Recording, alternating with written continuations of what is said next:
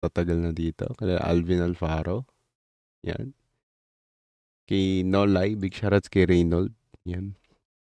Kay Jason, yan, big shoutout sa inyo. Kay Nolay, ulit. Ay, Shotty. Ay, ba't mo ako minention? Paboritong oso. Di na, wala naman. Baka tulog ka eh. Ito na nga yung time. Alam mo, baka ito na yung time. Natalo ka na last time. Kasi late ka pumasok nun eh. Late ka nag-subscribe eh. Sinabi ko naman yun sa'yo. Mahihirapan akong isabay ka. Gigising ako pag paldo na tayo. Gigising ka pag paldo na. Logi yan. Wag ganyan. Okay guys. And alam ko marami sa inyo nagtatanong kung ano na nangyayari sa market natin. Okay. So tulad ng sinabi ko sa inyo guys. Okay. I want you all to watch out for the market, no? So, iko-close ko yung shorts natin. So, this has been our prediction. Hindi tayo umabot dun sa tina-target ko man lang na 106, no? So, 106,800, muntik-muntikan lang. So, hindi ko to ipagpipilitan kahit gustong-gusto ko. Pero nga pala, sa mga bago na nandito, nga pala si Jose Bear. I've been here since 2017. I've been trying to share you guys my wins, my losses, and, okay, and my trades here publicly since 2023. Pero dito sa YouTube, I've been here since 2021. Pinapakita ko sa inyo yung mga wins and losses natin. Pero, guys, kung ready na kayo, please mag-like and share, subscribe. Yan, pinin comment ko na yung asawa ko. Then, kung gusto nyo ma-reveal ko sa inyo yung first gem natin, okay? Alam nyo na ang gagawin.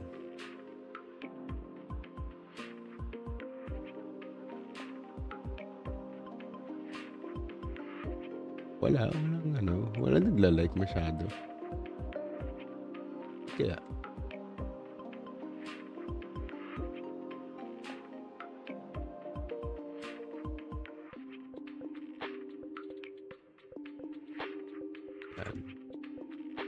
so makikita yung mga comments nyo sa gilid. Try nyo nga daw, comment kayo madami.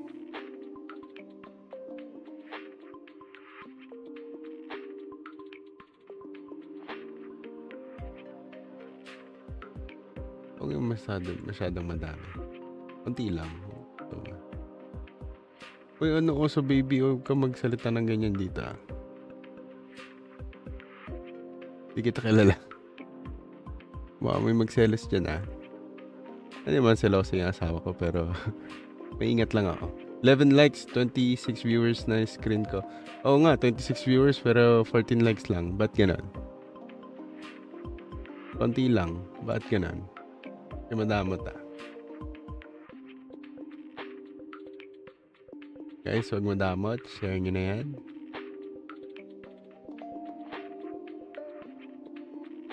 Okay, so magsisimula na tayo guys. Okay, so meron akong 6 na chismis para sa inyo.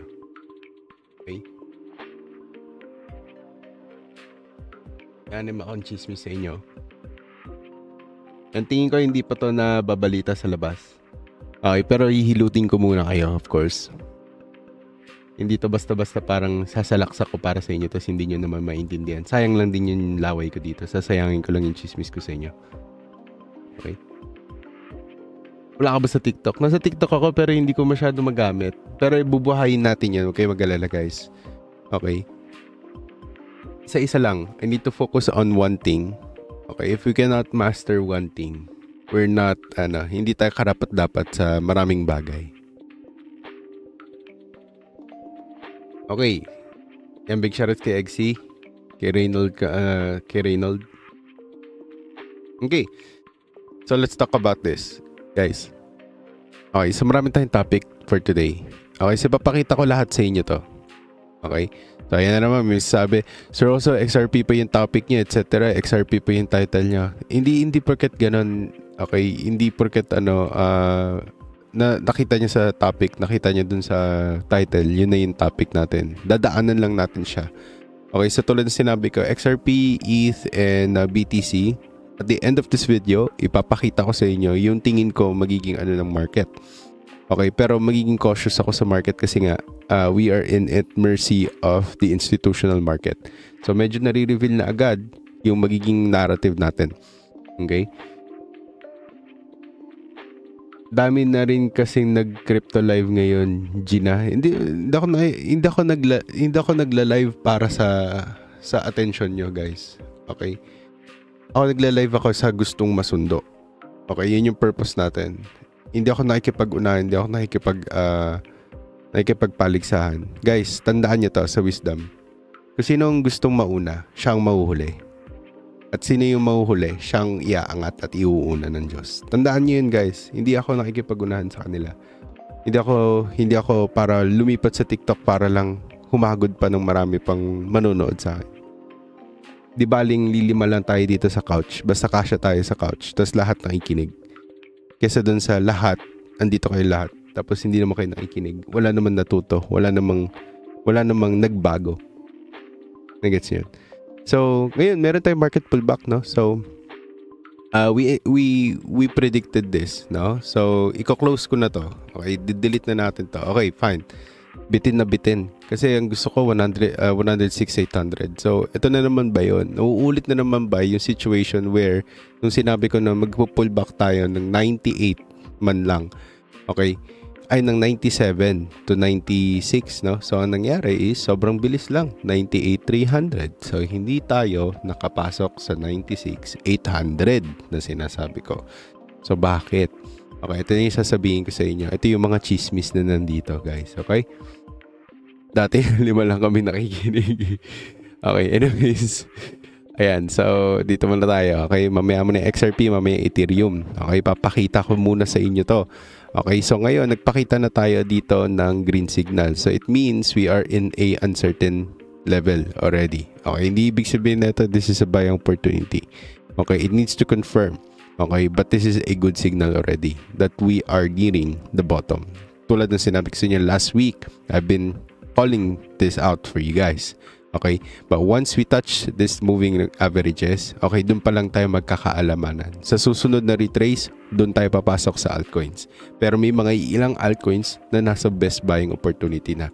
At yan ang isi-share ko sa mga nasa Meraki. Okay, hindi ko siya ipapakalat dito kasi mamaya mali ako, tapos hindi pa pala kayo handa sa mga ganitong kapangyarihan na sinasabi, or hindi pa kayo handa sa mga ganitong kaalaman or karunungan, ay baka lamunin lang din kayo. So, dito ko sinasabi sa inyo guys na yung market pullback in a context, okay? Yung present pullback natin na nangyari, which is around 9% of Bitcoin supply, okay, hinigop lang. Okay? Pero it is sitting at a loss.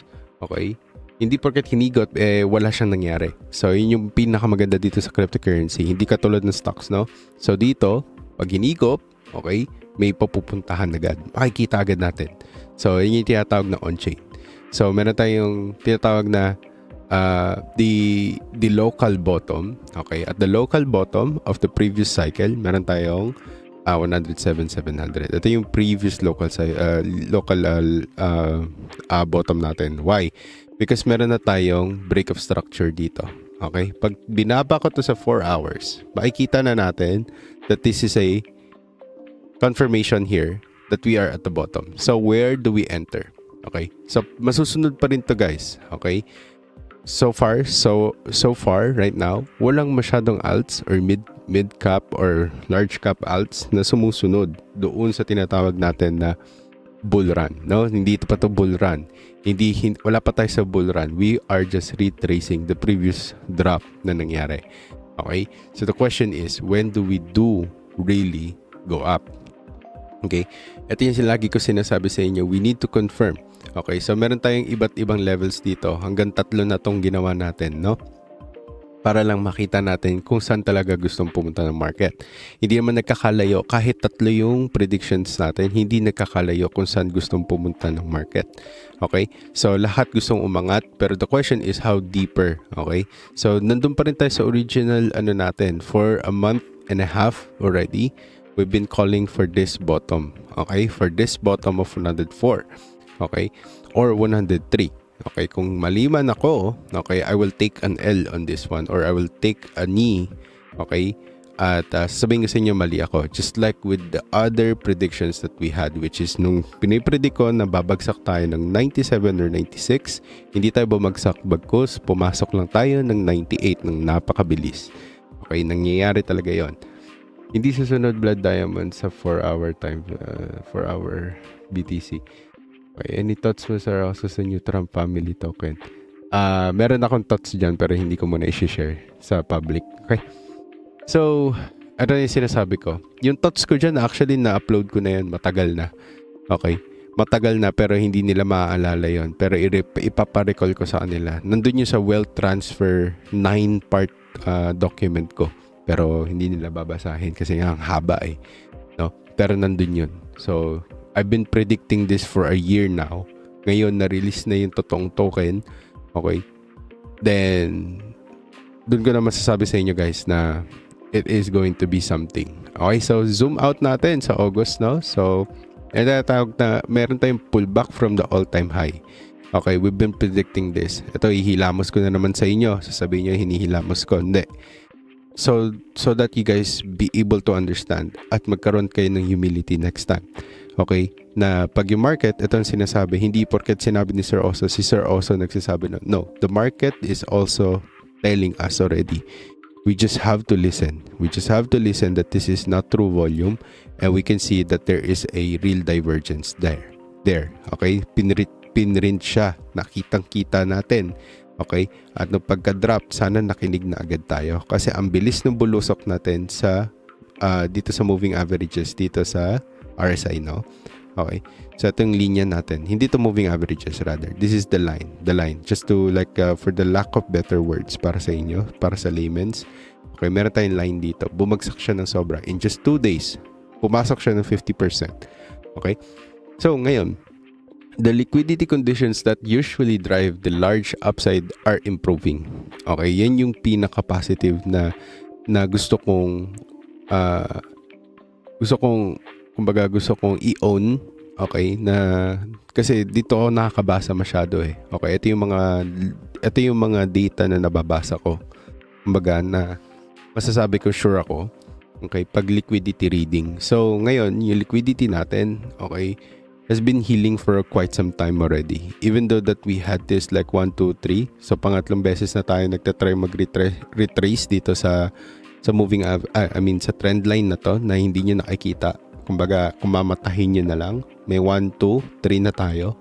The question is this just a fake out? Okay? Yan ba yung tanong? Okay, so doon natin malalaman. Sa next coming weeks, okay, hanggang September 7, okay, which is September 7 is gonna be super important for cryptocurrency and all markets. Okay? Hindi ko muna sasabihin ng bakit, okay, but this is more of like mysticism. Okay? Hindi ko siya masabi sa inyo ng may seryosong pagmumukha sa inyo, no? Pero yun yung sasabihin ko. It's more of like conspiracy. Okay? Since magkakaroon tayo ng eclipse, no? So sa 7th, there is going to be a major event. Then also, okay, sa macro drivers natin, meron tayong bonds, deficit, and rates na tinatawag. Meron tayong, meron doon na yung confidence natin is eroding in the global bond complex. Okay, ibig sabihin, yung investors natin are nagsistepping back na from US dollar or US government debt. Ayaw na nila ng US dollar. Okay, and the pattern echoes within Germany, France, Canada, and UK. And mainly China. So we've been talking about this. Baka sabihin nyo kasi na hindi nyo ako in-inform dyan, sir. Also, no, I've been informing you guys and I even inform you dun sa very first time na ginawa to ng China at ng Russia that they are trying to accumulate metals in exchange of their US dollar bonds or yung utang nila, US dollar debt or US government debt na tinatawag. Okay, so yung issuance natin ay naka-up. Okay? But yung demand natin isn't keeping or catching up. Kumbaga, hindi siya humahabol. Okay? Pero yung trust natin in government paper futures, okay? Paper futures lang to guys. Okay? Yung capital rotates towards the assets that don't rely on the promises of state. So, ito yung gold, crypto, tapos yung other hard store of value. Okay? So, doon natin mapapaisip na, okay, probably, kaya ayaw umangat, no? Kasi may iba na silang pinapasukan. Okay? Hindi na sila nasa fiat. Okay? Ibig sabihin, nakasiksik na sila doon sa totoong may value. That has been proven. Okay? So, JFK proved that silver, gold, tungsten, mercury, etc., blah, blah, blah, copper are the real commodities that needs to be backing up the US dollar instead of like promises and trust. No? Then, now in this era, we have cryptocurrency, for it is true and trustless. No? It is decentralized, it is secure, diba? And it's also scalable. Okay? Now, if the distrust persists among dun sa US dollar, the fear isn't yield. Okay? It's principal risk na tinatawag. So, dito nagsisikap sila Donald Trump na bilhin yung utang ng US. Okay? So, the question is, what will happen, no? Pag ganun yung nangyari. So, next time ko na pag-uusapan to kasi sobrang haba nito. Pero, case in point, para lang sa inyo at makahabol kayo sa mga nangyayari, okay? Yung US natin is set to sell over 100 billion in 4-week treasuries. But demand, okay, looks thin. Okay? So, manipis yung demand natin. Okay, pero bubulwak yung lahat ng utang. Ibig sabihin, babalik po lahat ng utang sa US. We don't like that. Okay? Lahat ng utang, or sabihin natin, yung pera ng US ay babalik sa US. Okay? Kasi most of their money, 75 to 85% of their money is outside the US. Okay? We don't sit money here in the US. Okay? So, dito papasok yung layer na umaabot ng 2 trillion annual deficits and 40 trillion in federal debt. Okay? So, just to put you in a layman's term, okay, kasi ba sabihin, Sir Rosso, sobrang lalim na naman ng mga pinagsasabi mo. Okay? Ganito na lang isipin natin. Okay? Supply and demand. Okay? So, sa supply and demand, okay? Sobrang basic na neto guys ha, para makahabol tayo at nagmamadali tayo. Sa supply and demand, pag inisip nyo na maraming bananas, okay? Tapos wala namang bumibili. Ano mangyayari sa bananas na nakatenga lang doon? Hindi siya mabubulok. Bakit? Kasi nakasabit pa siya. Iniisip siya, okay pa siya. Joke lang. So, ganito. Supply and demand. Okay? So, walang bumibili. So, nandun lang yung banana, di ba? So, the question is, ganun din yung pera. Nabubulok siya. Okay? The banana, okay, or the money needs to flow. Okay? Kailangan niyang gumalaw. Hindi yan po pwedeng nakatenga lang. Okay, so anong mangyayari? Ibabagsak na lang yung presyo for the first blow. Sabihin, ito mura na yung US dollar. Bilhin nyo na. Okay, kasi I'm very sure that it's gonna go up. Parang ganun. Because many this and that, okay, are gonna borrow money from US. Something like that, no? So, hindi ko alam. War, wage wars, etc. Blah, blah, blah. Okay, so, iiwan ko yun para sa inyo. Okay, so dito tayo sa next natin na topic. Okay, which is yung refresher ko para sa inyo. Pag offer versus risk, pag pinag-uusapan, mas mabilisan lang to. Kaya ayoko nag-uusap patungkol sa technical kasi naboboard kayo, pero kailangan nyo nang lumabas doon sa shell nyo. Kailangan nyo nang mas gumaling. Okay? Gusto kong paniwalaan, mas gusto kong maniwala na matalino kayo kaysa sa akin. Okay? Ayaw kong isipin palagi na mas matalino ako sa inyo, hindi nyo magigets, etc. Blah, blah, blah. No. Okay? Ito na yung time. Okay? Ito na yung time na paniwalaan natin yung Bible verse na tinatawag na Psalms. Ay, di ba pala? Proverbs pala yan. Nasa Proverbs yun. So, ano yung Proverbs na yan? So, sa Proverbs, sabi doon, Proverbs 23:7 pala. No? So, for he thinks in his heart, so is he. Ano ibig sabihin nun? Kung ano iniisip mo, diba? Sa puso mo, yun ka. Okay? So, ngayon, iniisip ko na matalino kayo. At yun ka. Tulungan mo yung sarili mo, isipin mo matalino ka. Intindihin mo ito sasabihin ko. Yung offer. Ano yun, offer? Yung offer versus risk.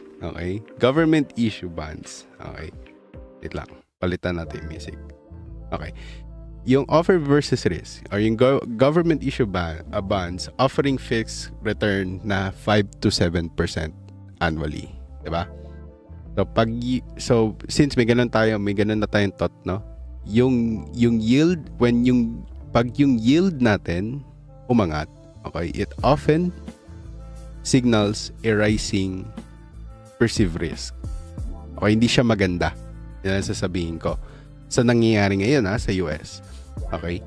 So, basic info, kasi bakit? Babalik lahat ng utang or lahat ng pera ni US at lolobo yung available US dollar sa US. Okay?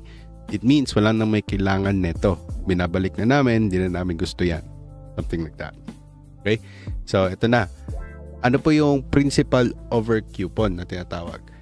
Okay. So, ito, yung 7% coupon, okay, doesn't matter if yung investors natin, okay,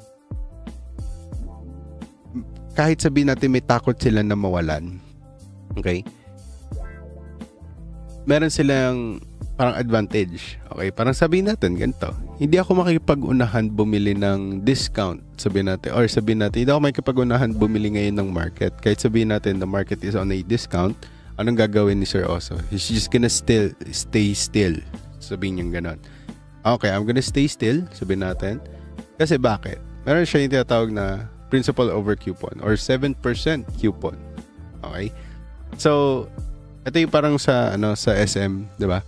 Nag-uunahan sila kasi nakabagsak presyo, sabi. Pero ako hindi ako takot.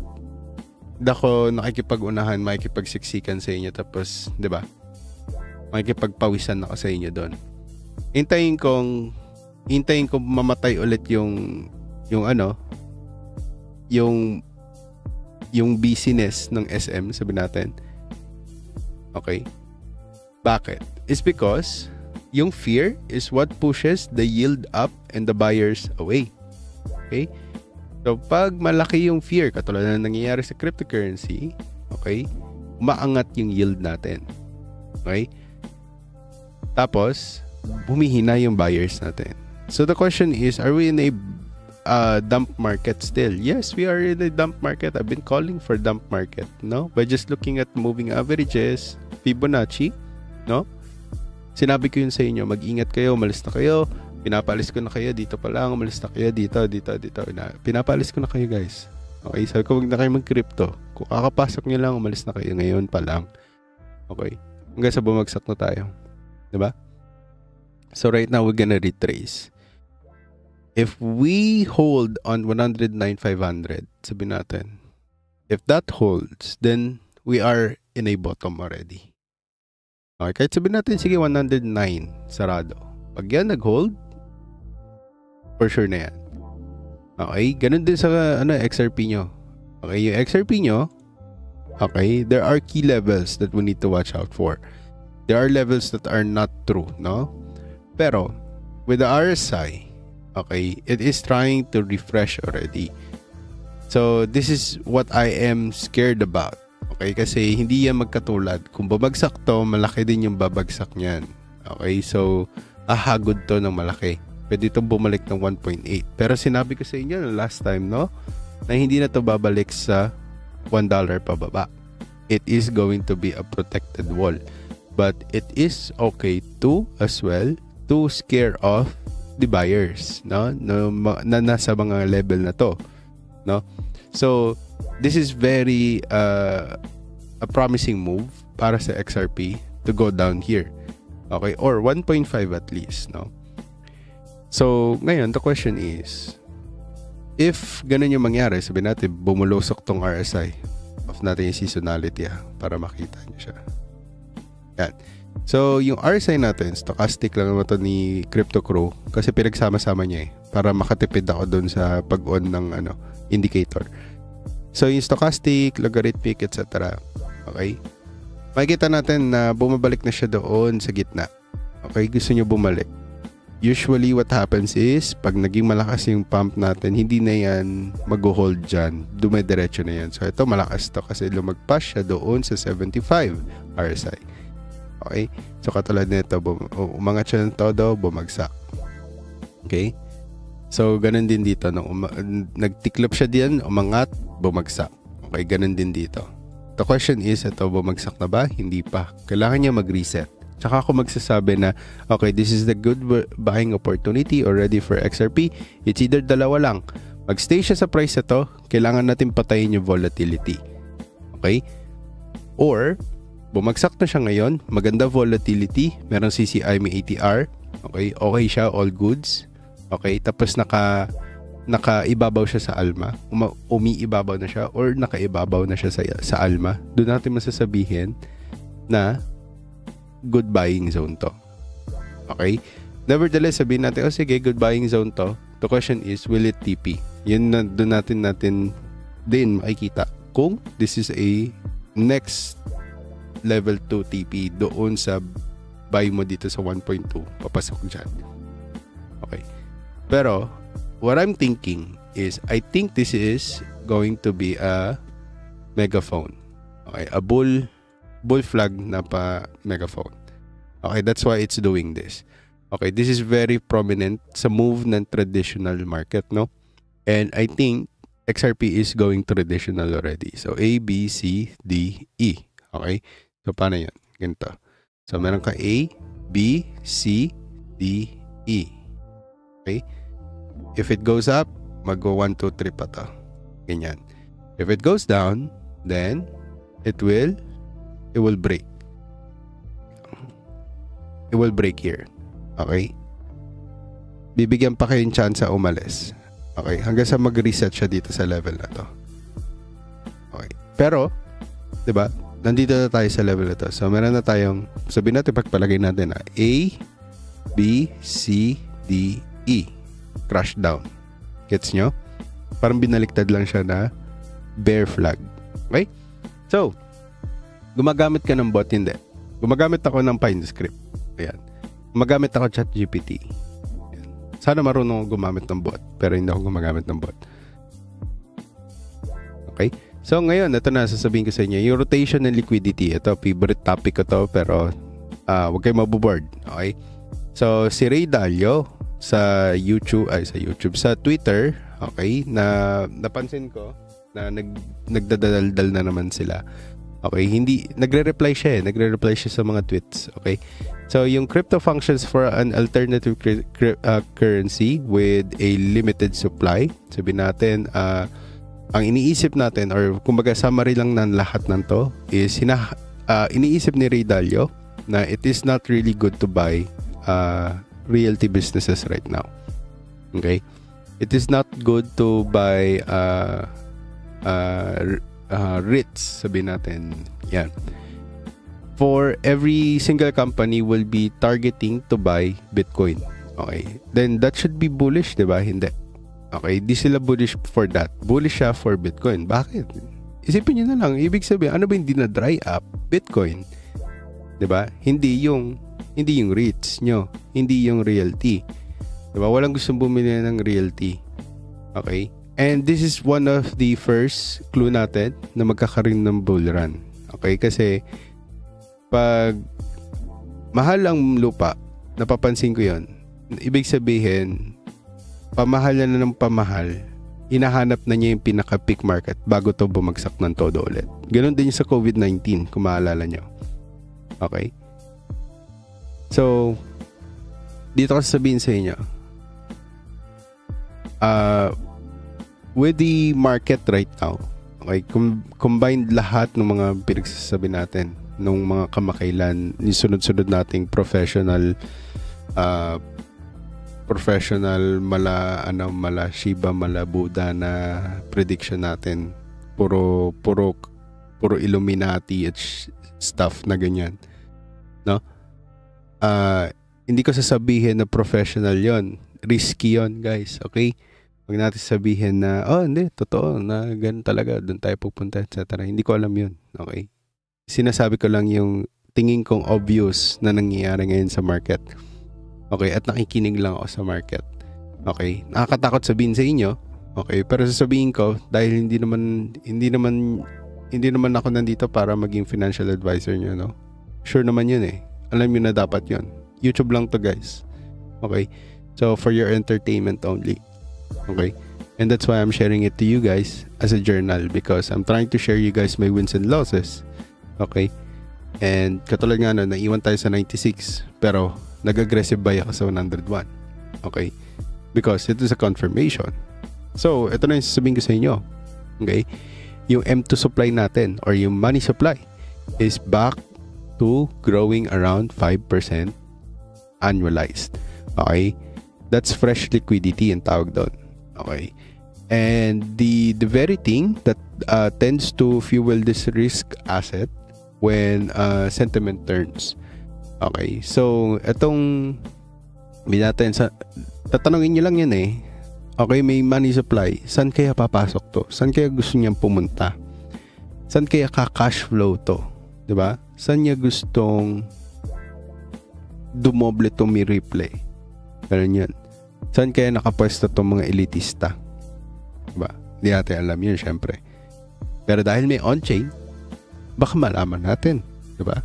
So, around the world, you can feel the speculative engine revving already. Nandyan na yung parang topic about margin balances ng China stock market, 'di ba? Bigla silang nagprint ng maraming pera para lang bumili ng mga stocks nila. Gusto nilang i-stimulate yung economy nila by printing more. Pero there is always a bad effect, no, na tinatawag pag nagpiprint ka. Pero I think China has more reason for them to print more, okay, in order to stimulate their own economy. So, hindi ko alam kung ano pa yon. Okay, hindi ako professional ng macro or ng M2 topics. Pero, sa nakikita ko or analysis ko, pag binabasa ko yung buong report ng China doon sa Twitter nila, yung topics ng M2, okay, not official. How I understand it is, they have more reason to just keep on printing. Okay? And, sa West, okay, meron tayong new meme, okay, taking in shape. Okay, ito yung mga memes na government officials, no? So, yan, kung gusto nyo ng meme, okay, doon tayo umikot. Pero hindi mo na kami magmi-meme kasi ito yung time dapat na nag-i-imbak tayo ng sobra. Okay, so iiwas ako sa meme muna. Okay? Kung mapapansin nyo, tumahimik bigla yung sa Meraki ng shot calls. Hindi kami nagsha-shot call lately. Kasi kailangan kong tumahimik. Okay? And in silence, doon natin nakikita yung totoong sagot. Okay? Kaya hindi ako nagmamadali. Kasi pag kumilos na talaga tong market na to at sumabay ako sa kilos ng market, doon masasabayan natin siya ng totoo. Kesa yung kumikita tayo ng pera sa iba't ibang walang kapararakan katulad niyan, memes, 'di ba? Kung 'yun ang purpose mo at 'yun lang ang purpose mo, okay, mamamatay ka sa market na to. Okay? So, alam ko gusto niyo kumita. Totoo 'yun. Okay. Pero the question is, ready ba yung sarili mong kumita? 'Yun yung pinaka-importante dito. So, ito yung narrative na tingin ko. Okay? Do not buy AI. Okay? Use AI. It is a fox na tinatawag or fake. Okay? It is a fake buy na you buy a lot of AI. There are only going to be few AIs that gonna be working out and we need to wait for big companies to tell us so. Okay? Hindi tayo pa pwedeng pumasok sa AI tapos bang, sabihin natin ito, this is gonna be the next future, blah blah blah. We don't know that. Okay? So sabihin na lang natin ganito, si DeepSeek AI, saan ba siya humihigop ng data? Doon sa pinagkukunan ni OpenAI na pinroduce niya. Nagigets niyo? Okay? Kumbaga sa palaisdaan, ang may-ari ng palaisdaan si OpenAI. Si DeepSeek nagre-renta lang. Okay? Or nagnanakaw lang. Sumisisid siya doon, nanangoy niya, kukunin niya yung mga nakatanim na isda doon. Okay? So, that's why, okay, I really think that buying AI right now is going to be one of those dangerous things that you'll be doing. But using AI as your advantage, okay, having dominion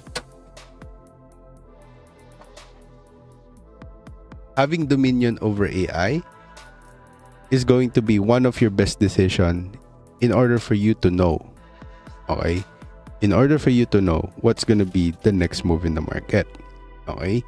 Having dominion, ha, hindi ko sinabing i-rely nyo yung sarili nyo sa AI, okay. So if you can control AI, if you can govern AI, then I think you'll be better than anyone else here in the market, okay. So we are still early in the shift, okay. Ito yung masasabi ko sa inyo, okay. Do not allocate so much on AI. Yan masasabi ko. Okay, pag yung AI niya nag-boom na siya, umangat siya, etc., tapos nag-major pullback, I think that's one of those few AIs that we need to buy. Especially if they're heavily backed by a lot of companies. Okay? And those companies are major companies also that are performing in the ClearNet, no? So, ito yung mga AIs talaga na talagang mag-workout. Sabihin natin, sige, render. Salpak na natin, no? Although, hindi siya super AI na AI lang. Sabihin natin, Ajix na naging Fetchay. Sabihin na lang natin. Kunyari lang, hindi ko sinasabing ito yung meron tayo. Okay? Kasi baka makaligaw tayo. So, hindi ko i-reveal sa inyo ano yung AI namin. So, sabihin natin, yung mali namin, DI. So, napag-alaman natin na humihigop lang pala siya ng data. So, I took an L. Sinabi ko sa inyo, na pasensya na hindi pala siya totoong AI. Fake AI siya, etc. Blah, blah, blah. Okay. So, tulad na sinabi ko, I think we are still early. Okay? We are still early. Okay? There is going to be a short-term volatility and it is part of the terrain. This is the part of the game. This is part of the matrix. And crypto without volatility is not crypto at all. Okay? But it's going to be just really quick. Okay? It's just really going to be super wild, but it's going to be really quick. The question is, will it go up? Will it go down? Hindi natin alam. Okay, so we need to trade the swings, but we need to also compound wins. Hindi tayo po pwedeng intay ng mga long shots sa mga panahon na ganito. Okay, lalo na kung isang side lang yung pwede mong pagbotohan. Ito yung tinatawag natin na hindi ka marunong mag-hedge. Okay, so you cannot go long shots on this one. Okay, ang mga time frames dapat natin dito is 1 hour 15 minutes. Okay, we're not talking about futures alone. We're talking about overall markets. Okay? So, ito yung core hard assets to consider. Okay, I want you guys to like research on this one. Okay? One is yung Bitcoin. Okay? So, of course, okay, this is going to be my top choice. Scarce Global Programmable. Definitely. It's one of your safest bags that you can get. The question is, are you going to stay safe? Okay, of course, you will have to allocate as well sa iba't iba nyong assets. Number 2 is your altcoins, but it will be higher risk, pero there is a higher potential upside. The question is, what are those assets? I'm not gonna tell you guys, pero dadalhin ko siya sa Meraki. Okay, when the time comes, okay, and the time is already here, I'm gonna release a lot of gems again, tulad ng ginawa ko dati na nag 3x, 4x, 5x, even 10x. Sabihin natin virtual spendel, I was able to give it to you guys. Even though it's late, it was still profitable. 10x pa din siya. Even when the market was dumping, I was able to give you meme coins too. Netong recent lang, 3 months ago, 2 months ago. Okay? So, those are the approach. But this is going to be a size appropriate lang. Hindi tayo po pwedeng isang go, tapos pagdasal natin na sana Okay, kailangan natin ng gawa. Hindi pa pwedeng isasalaksak nyo na lang yung pera nyo dito tapos dadasalan nyo. Okay? So, dito papasok yung pangatlo natin. Real estate. Oh, wait lang, sir. Also, sabi mo, real estate, wag bumili, etc. Okay, it's because this is tangible cash flow capable. Okay? Ito yung tinatawag natin na pwede natin parentahan eh. Okay? So, the question is, mag-iisip ka pa maigi. Okay. Kung kayang nakawin sa iyo yung Bitcoin, crypto, etc., pati yung bangko mo pwede magsara. Gaano kalakas yung chance na sa bansa mo na kung nasan ka ngayon?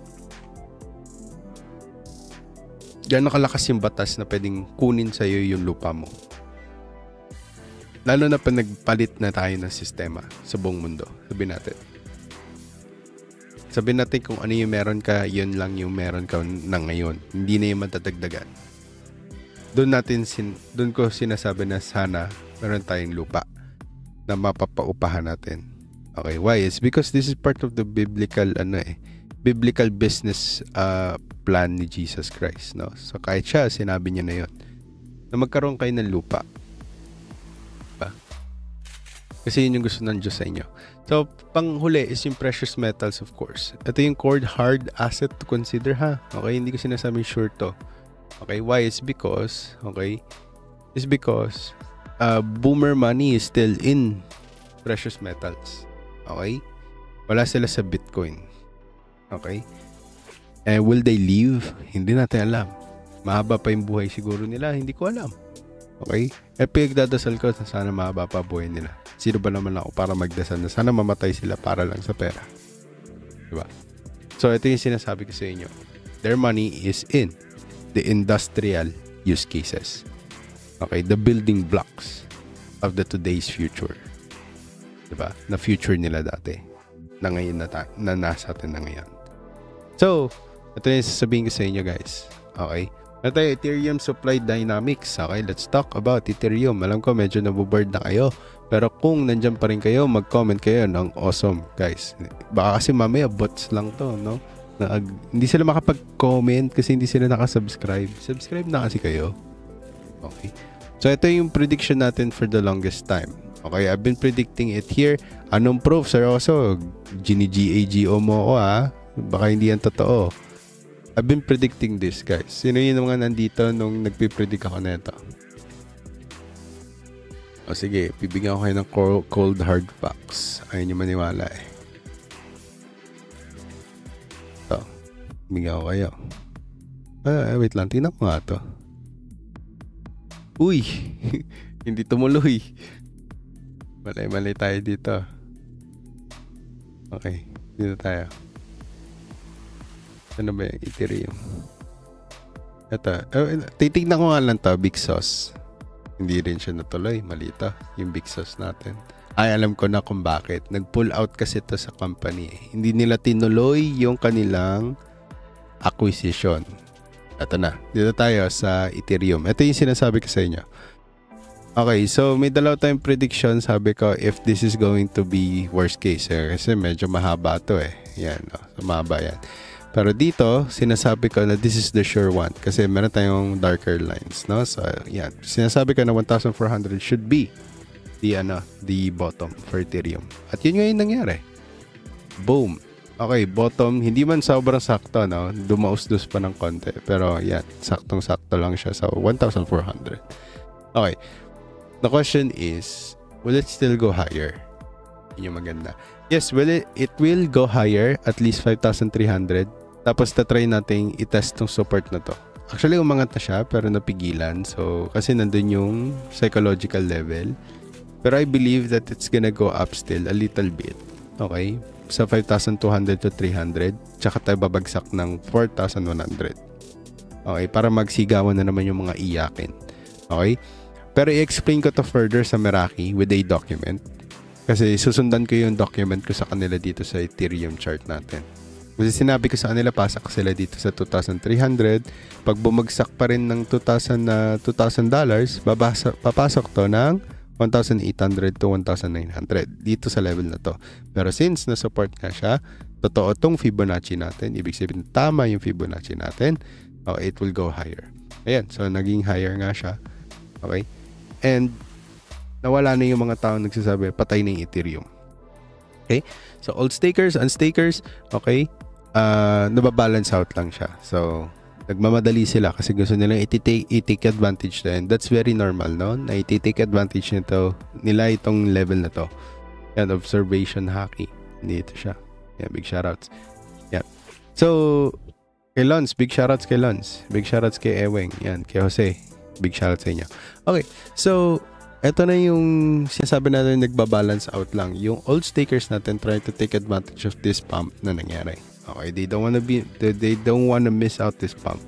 Okay, pero dumadami din yung new stakers natin because nag-i-improve yung building blocks in order for us to really finance Ethereum or Ethereum blockchain. Okay, hindi ko muna sasabihin ko ano to, pero nakagawa na ako ng document about dito. Hindi na naman po nila binasa. Walang gumawa ng survey. Okay, actually may isa lang. Okay, si Kilua lang. Si Kilua lang yung gumawa. So, wala akong magagawa kung ganun. Okay, shoutout sir, big shoutouts kay J-Lift. Okay, so ito na yung sasabihin ko sa inyo. Okay, may tinatawag tayong ganito sa customer service or sa call center, no? Yung tinatawag na churn. Okay, churn rates. Okay, itong churn na to doesn't necessarily scream for bearish or bullish. Okay, it does not matter anymore because we are in a Ethereum reset. And I will further explain this next time. Not yet, right now. Pero i-explain ko to mamaya sa document. Okay, marami pa akong pinilitik dito eh. Ano ba to? Altcoin boom for link. Uy! Ang ganda naman ng prediction na yun. Sakto-sakto. Okay, hindi pa ba kayo makikinig? Dito pa lang, pinredict ko na, bottom na siya. Ulitin natin. Ito, bottom siya dito. Yung iba, magsasabi na yun, angat na yan, magko-crossover na, etc. Hindi, ako, inisip ko, hindi, reject pa yan isa pa. Pabagsak siya dito sa $12. Actually, sinabi ko na rin to sa Meraki, walang bumili. Kasi iniisip nila, laki na ng link. Nalalaki ng link. $12. Etc. 13, 14. Paano kung mag 140? Ito na nga, magta 10x yan. Diba? Wala na eh. Nandito na tayo sa taas. Ano namang intayin nyo? Habol na naman. Diba? Lugi. Okay. So ngayon, tingnan natin magre-retrace to sa $20. At least maka 5x man lang kayo pag nag-100. Diba? Ako, di ko alam. Pero last na yung pump niyan hanggang 120. Okay, so bakit mangyayari to? Hindi ko muna sasabihin, pero ang clue ko dito is because enabler to. Enabler tong link, and this is a really good blockchain network. Okay, yun lang sasabihin ko for now. Okay, kasi asawa ko marami kaming link. Shoutouts, his and mine. Okay, so ngayon, marami akong jargon na pinagsasabi all throughout, no? So, nag-TA na ako sa XRP. Kaya dapat niya notification bell niya, okay? Hindi ko na ulitin para lang hindi tayo patalon-talon ng topic, ha?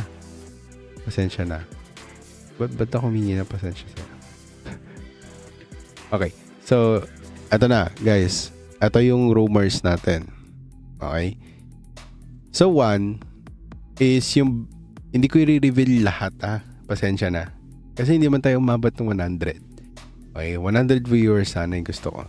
Pero tulad ng sinabi ko, okay, i-reveal ko lang sa inyo yung pinakamadaling intindihin. Okay? So, one is yung bond market exit plan. Okay? That's number one. Okay? The sovereign wealth funds have been quietly reducing US Treasury exposure. Okay? Para, okay, i-prepare for a for a settling key trades para sa gold and Bitcoin. Kita na natin yun ng mga gold di ba? At yung mga ibang precious metals.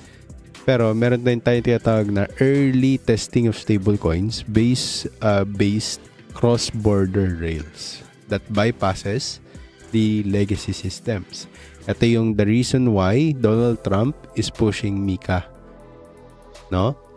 And yung and why Donald Trump is also pressing on yung Genius Act is because of stablecoin. Okay, na maging available ang USD, USDT, USDC sa buong mundo. Okay? Pero magbabayad pa rin sila sa US. Wala na silang utang sa US pero nagbabayad pa rin sila dahil ginagamit nila yung USDC, USDT. Talino, di ba? Now, ito na yung sasabihin natin. Okay? Paano mangyayari yun? Paano mangyayari na nagbabayad pa rin tayo sa US? Sa liquidity ng US? Paano mangyayari yun? Okay, next I'm gonna explain. Sobrang haba na ito eh. Pero chismis yun. Okay, number 2. Okay, liquidity trap.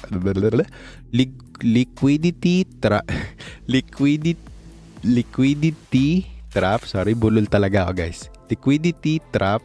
Okay, engineered by mega funds. Okay, pag sinabi mega funds, ito yung large players na coordinated, okay, or nagko-coordinate to drive Bitcoin to a negative 10%.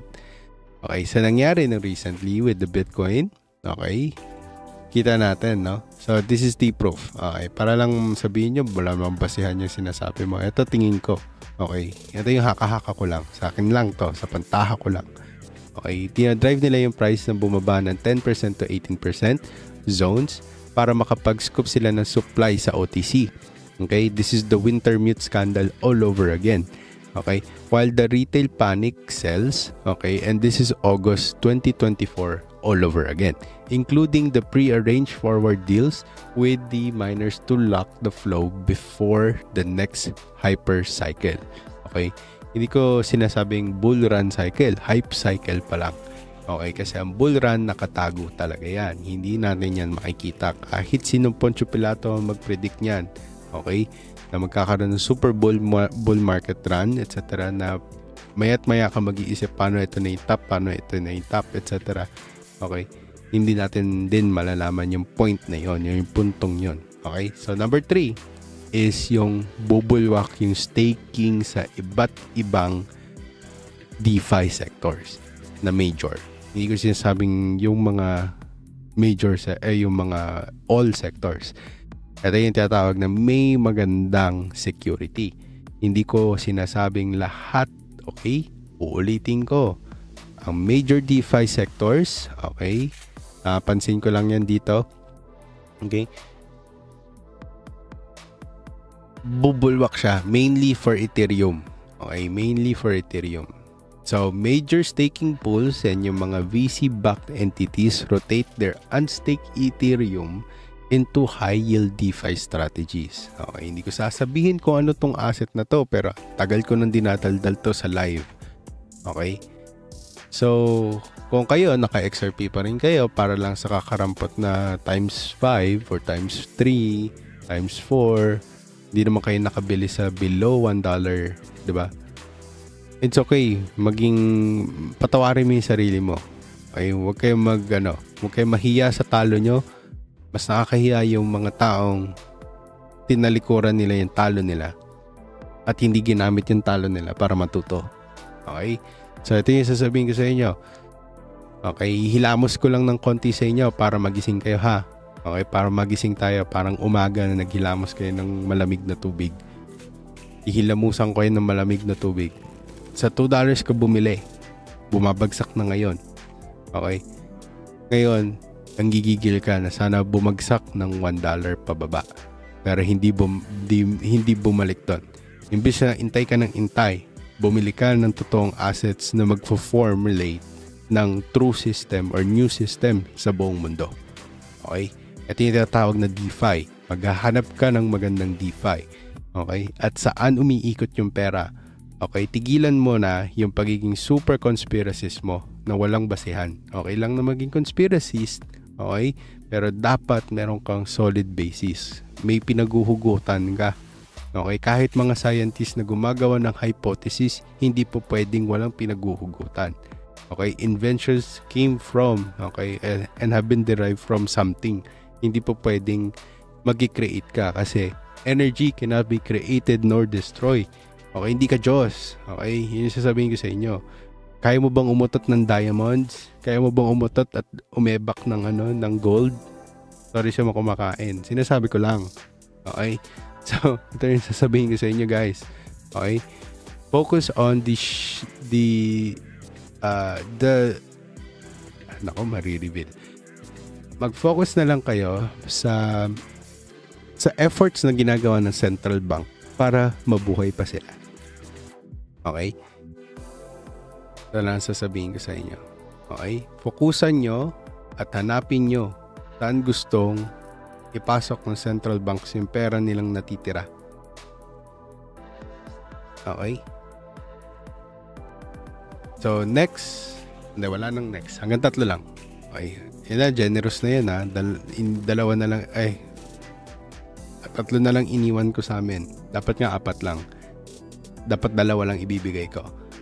So, yan. 6 yung chismis, pero 3 lang sasabihin ko sa inyo. Yung 1 gem na sinasabi ko sa inyo is wag kayong bumili ng AI. Yan ang sasabihin ko. Okay? Mas madaling humanap ng DeFi kaysa humanap ng AI.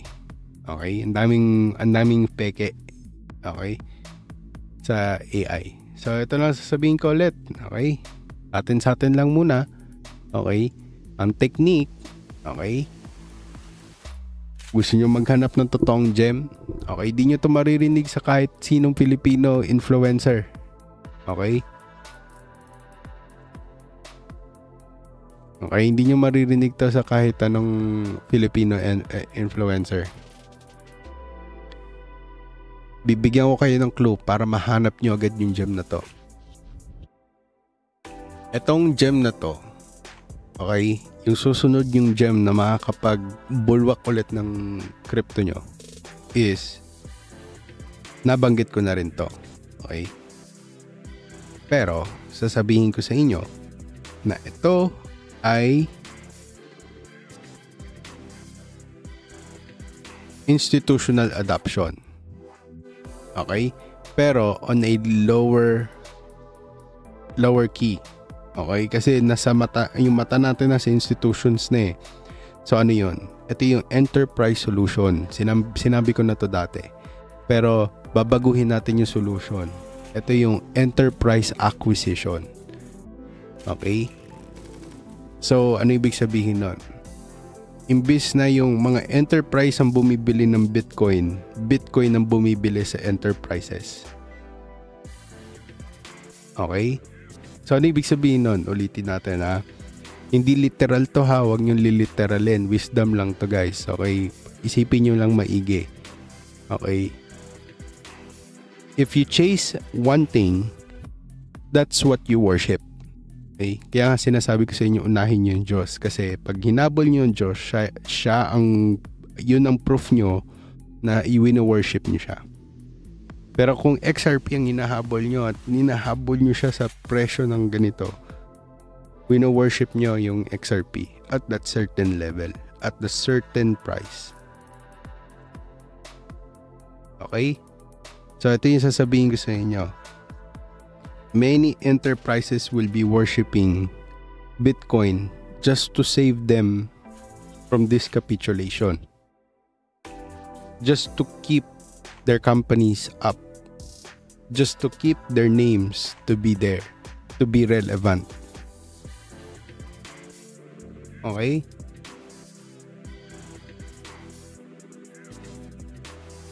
Yan yung gem ko. Okay? Hindi yan sasabihin ng mga Pilipino. Okay? At hindi ko sila masisisi. Pinagpala lang tayo na nandito tayo sa US at nakikita ko yung mga nangyayari first hand. Bago pa maging patok sa inyo dyan, patok na dito. Kaya hindi ako believe dun sa Pilipino nagpapasa ng na ilagay sa blockchain, etc. Since 2021 pa natin yung pinag-uusapan na sana gawin ni Pilipinas yun. Ganun kabagal ng Pilipinas. 2017 pa lang, US is already proposing this one.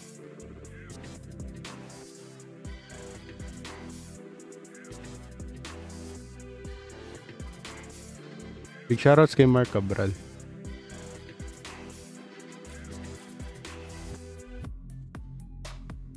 Okay? So yun lang guys. Okay, wala na akong masyado i-chismis sa inyo guys, pero chismis lang lahat ng yun. Kailangan nyo pa rin aralin, planuhin at kilusan nang sa gayon ang lahat ng to ay ating makamtan. At syempre guys, stay awesome. Goodbye guys. Thank you and stay safe on your trades, okay? Ingat-ingat. Salamat. Thank you, Exy. And big shoutout sa asawa ko and God be the glory.